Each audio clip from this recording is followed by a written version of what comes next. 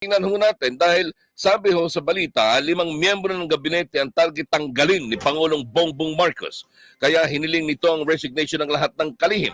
Ayon sa report ng Billionario.com, target ng cabinet revamp sina Executive Secretary Lucas Bersamin, Special Assistant to the President Anton Lagdameo, Agriculture Secretary Laurel, Health Secretary Herbosa at Labor Secretary Bienvenido Laguesma. Si Bersamin tinaguan ng Little President ay sinasabing sasandalan ang kaalyado nito sa gabinete na si Chief Presidential Legal Counsel Juan Ponce Enrile.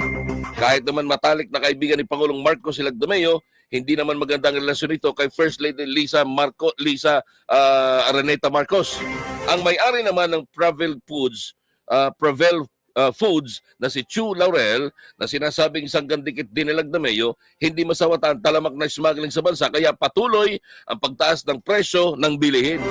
Yun, di ba ga? Ito